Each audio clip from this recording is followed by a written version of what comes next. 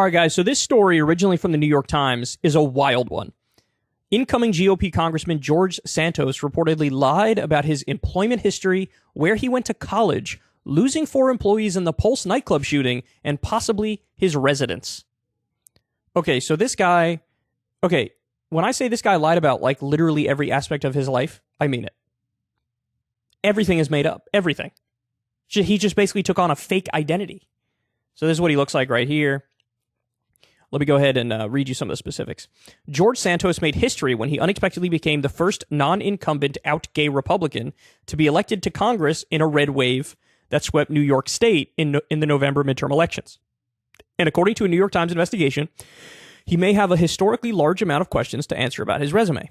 The investigation found that Santos, who was elected to represent a Long Island district currently held by Democratic Representative Tom Suozzi, may have made numerous misrepresentations of key aspects of his background. First, his description of his employment doesn't add up. His biography says he worked at Goldman Sachs, but spokeswoman Abby Collins told The Times there's no record of his employment at the company.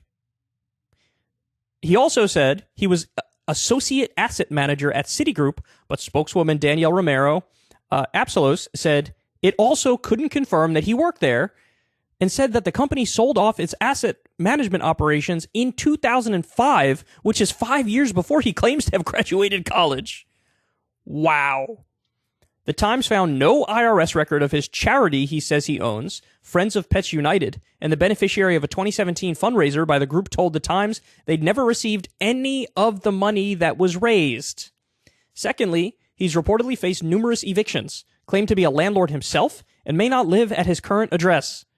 He was evicted in 2015 from a residence in Whitestone, Queens, after owing $2,250 in unpaid rent. Per The Times, the landlord, Maria Tulumba, told the paper he was a nice guy and a respectful tenant. He was evicted in 2017 from a residence in Sunnyside, Queens, after owing more than $10,000 in unpaid rent. Santos received a $12,208 fine. He claimed to be a landlord in 2021, but did not list any properties in New York on financial disclosure forms from either his 2020 or 2022 campaigns. The Times tried to interview him on Sunday at an address where he registered to vote, but a person there said they weren't familiar with him. What the fuck? He lied about everything. He lied about everything. Third, his higher education history appears to be a lie. He said he graduated with a degree in economics and finance from Baruch College, a public 4-year college in New York City, in 2010, but representatives from the school told The Times they had no record of his enrollment, despite searching multiple variations of his name. A biography on the National Republican Campaign Committee website says he went to New York University as well, but a spokesman from the university told The Times they had no attendance records that matched his name and birth date. There's still a mystery as to where his money is coming from. He's reported a $750,000 salary and $1 million from a now dissolved entity called the DeValder Organization. The firm has been described in numerous ways, including as his family's firm that manages $80 million in assets and as a capital introduction consulting company. He did not list any clients.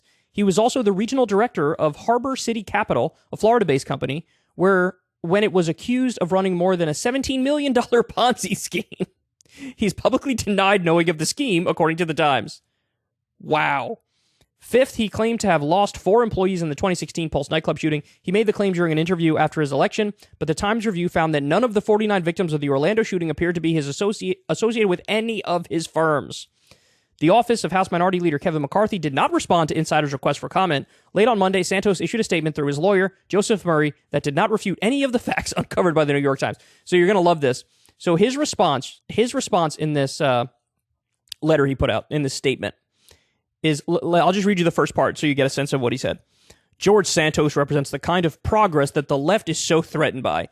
A gay, Latino, first-generation American and Republican who won a Biden district in an overwhelming fashion by showing everyday voters that there's a better option than the broken promises and failed policies of the Democratic Party. Oh my God, this is glorious. Oh my God. This motherfucker gets caught lying about literally every single thing about his life. Everything about his life is totally made up. And his response is, I'm a gay, Latino, identity politics, look away, squirrel. What happened? I thought you Republicans were against identity politics. I thought you said that that's like cheap demagoguery. I thought you said that it should be more about, your personal character, your own substance and merit as a human being over just immutable identity characteristics. Now, all of a sudden, when it's fucking convenient to try to deflect criticism, he's like, you can't criticize me, bro. I'm gay and I'm Latino, and so I get all these like minority points. So maybe what you're doing is you're being like racist and you're being homophobic and stuff by coming after me. Oh my God, you fucking sad freak. How do we even know your real name is George Santos at this point? How do we know you're actually gay? How do we know you're actually Latino? You lied about literally every single fucking thing in your entire life. Holy shit. What an amazing story. And look, I hate to say it, but I think it's true. This is politics now. Like, politics is guys like this now. This is what it is. This is what it is. Trump proved in 2016 there are no rules anymore, right? Like, you could win while talking about grabbing women by the pussies and not even waiting, so they're not even fucking consenting. You could win saying things like, take out their families, kill the family members of terrorists. That's what Trump said. Like, you could win being a half-dead zombie like Joe Biden. There are no more rules to politics anymore. So some unscrupulous actors look at that and they go, I got an idea. How about I run and I just make up everything? And by the way, what does it say about our politics that one of the things this guy made up is, I was with Goldman Sachs? That should be like the last thing you ever want to put on your resume, because those are all like elitist goon criminals. And he's like, well, I have to be part of the elitist goon criminal squad in order to get elected because all these other politicians are part of Goldman Sachs. Oh my God, man. What a fucking story. Holy shit. I've never seen this many lies. I've never seen. I mean, you could take other politicians who are known for lying, and it's like not even 25% as bad as this guy. I mean, obviously there should be some mechanism to recall this guy because everything was on false pretenses. He was elected on totally false pretenses. So, wild stuff, man. But hey, this is politics in the year 2022. Get used to it. All right, guys, that's the show. I love y'all very much. Do me a big old favor and click that like button, leave a comment, click the subscribe button, click that little bell icon so you get a notification every single time a video drops. We're on our way to 1 million subs. We just crossed 1 billion views. Very, very excited about that. I'll do a big stream, a celebratory stream when we hit 1 million subs, so help us get there.